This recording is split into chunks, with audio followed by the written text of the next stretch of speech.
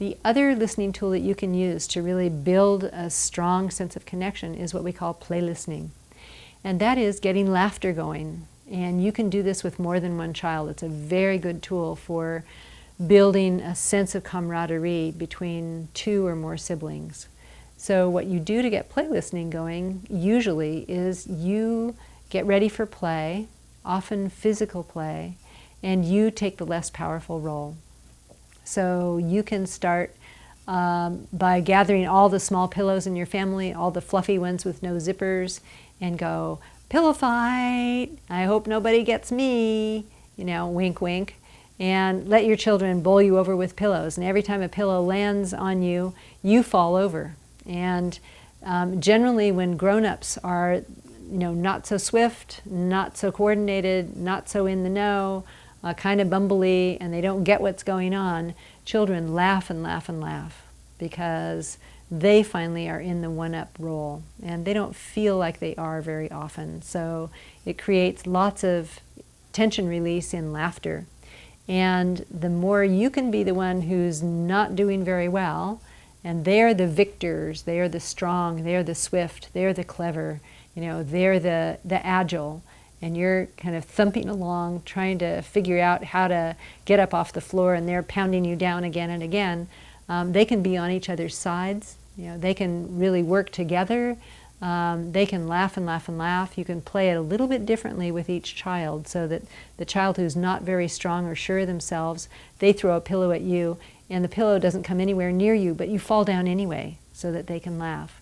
And then your older child who's really confident and really powerful is whamming you over the back with pillows like this, and what you want to do is you want to get up and wham them back every now and then, because that's what allows them to laugh. They need a little more resistance. They need a little more some challenge going on in the play with you in order for the laughter to pop out. So you can play the same game very differently with the different children in your family. And these games are really good at helping children feel close and safe. And when children feel safe, their feelings bubble to the surface much more readily. So often in the middle of play listening, where there's lots of very fluid and creative play going on, someone will get bonked, someone will get hurt, someone will feel insulted or feel left out. Someone will, get their pillow taken out of their hands and look at their sibling and just burst into tears and cry. This is not a bad outcome. When crying happens in the middle of play listening, even if someone gets bonked or trips and falls, as long as they're not bleeding, no damage has been done. Their stored feelings of lack of confidence in themselves, their worries about themselves, their feelings of, gee, I might get hurt, have gotten tripped, and now those feelings are healing. Remember, crying and tantrums are actually a healing process as long as you're there to provide security and caring while they're doing this process. So you just stop the game, you go over, and you say, yeah, he took the pillow. And your child is crying and heartbroken because their sibling took the pillow. Now, it's not the first time the sibling has done something like that, and that's why the crying has happened. There have been several hurts just like this that got triggered, and if they felt stronger, they could have hung on to the pillow, or they could have just grabbed back. But they were disempowered very quickly, and it's those feelings that disempower them. So if you don't fix it, if you just accept that these feelings are here and allow the child to clear the feelings out by continuing to cry, and just say, we can probably still have some fun. I need my pillow. He took my pillow. He did. He did. He was trying to play. Wasn't quite right, was it? No, it was all wrong. Yeah, I know. It happens. I don't like him anymore. I know. He's a good brother. He's a good brother. I think we can still play. I don't want to play anymore. I never want to play with him again. I see. I bet we can still have a good time tonight. No, we can't, we can't, we can't. It's terrible. He always does this to me. Well, when you're finished, you could talk to him about it, maybe. I don't want to talk to him. And you just run it and run it and run it. Lots of feelings will come out. All of these feelings that trip your child up over and over and over again. And once you get the hang of this process, you will trust that your child will come through stronger, more able to think, and more able to advocate for themselves than they were without you telling them anything, without you giving them any instruction or fixing it or trying to be the relationship counselor between the two of them. You just want to reassure your child that they've got a good brother. You know, he might have messed up right there, but he's still a good boy. They've got a good sister. She's kind. She just had an unthinking moment, but she's kind. You know, it doesn't have to happen again. But it will, but it will. Well, we'll see. You want to hold out a little thread of hope. You don't have to be, oh, things are wonderful, don't worry. You know, you don't have to do that. You just hold out a little shred of hope that things might get better. And let your child cry and cry and cry about how hopeless they feel about the really bad spot that happens between them and their sibling. So special time is really meant to build your child's sense of emotional safety and connection. It often triggers crying at the end or shortly thereafter. And play listening is really designed to get children feeling very hopeful, working on issues around power and strength and agility and feeling sure of themselves in very fluid, situations that you can't predict. And crying will often break through in the midst of play listening too. And it doesn't mean that something bad has happened. It means your child has seen a healing opportunity and they seized on it. And they really want your attention while they get rid of what's in their emotional backpack, stored feelings from other times and other places that get triggered by tiny little things in the present. That kick those feelings into play and shroud their thinking temporarily. And as they cry things through, there's going to be less stuff in there to cloud their thinking, to make life difficult for them and for family relations. So there are play listening games that you can play. And we have a little chart. And I'll describe some of them very briefly. They are ways to be the bumbly adult while your child is the clever, the swift, and the fast in relationship to you.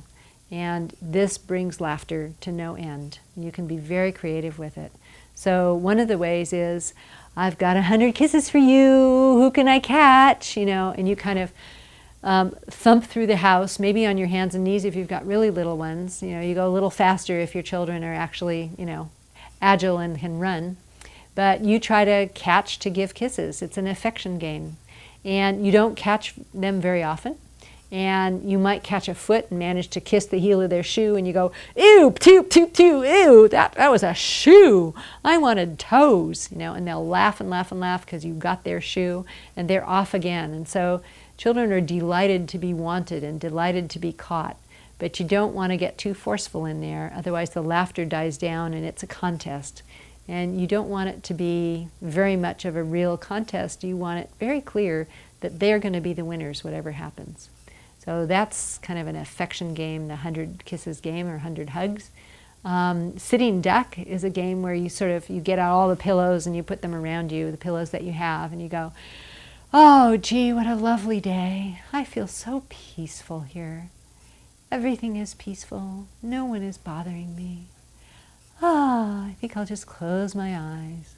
Wink, wink, wink.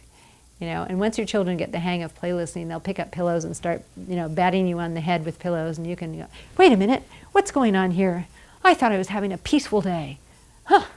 Must be mosquitoes. And then you go back to your, peace and quiet, all is well. And they'll come up and get you again. So that's the sitting duck. It's like you're expecting wonderful things to happen and you keep getting pestered or trounced on somehow.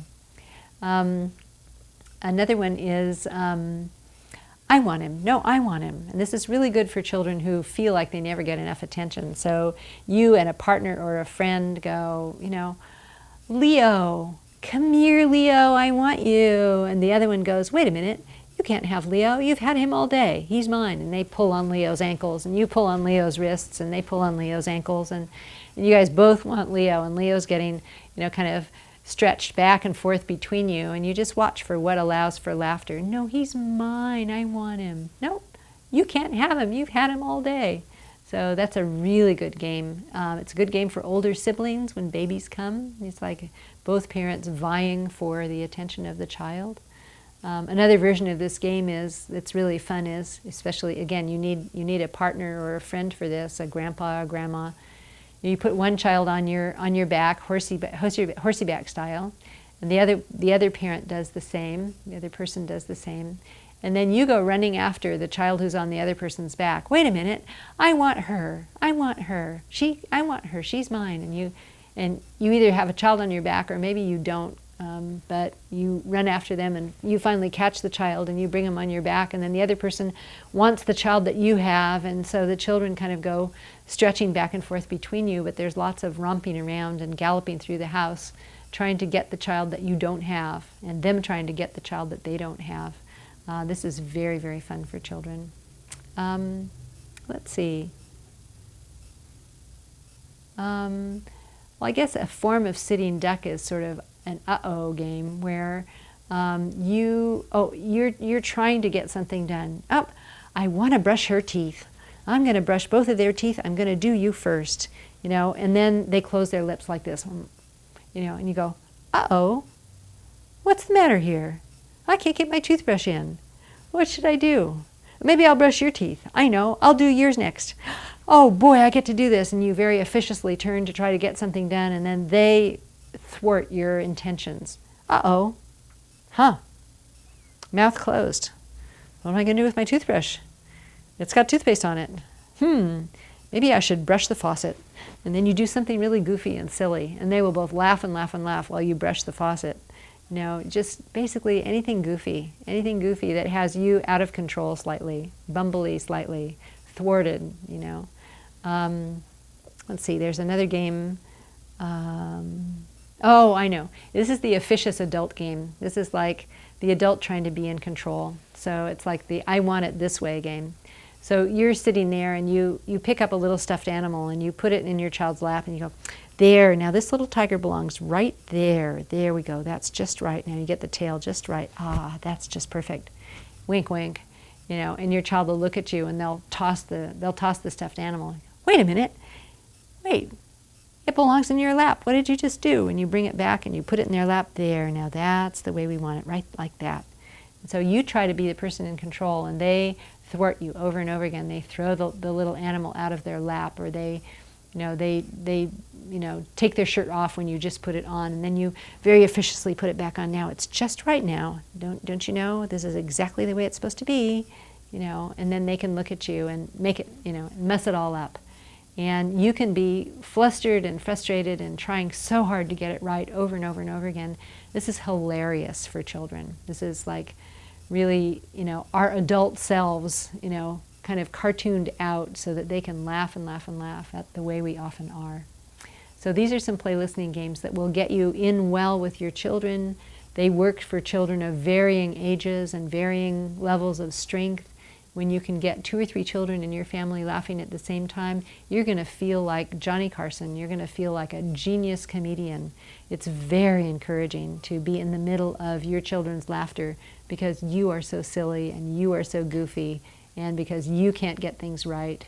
You're going to feel great about yourself. You're going to go to bed at night going, wow, am I a good parent? It's really fun. So enjoy that tool.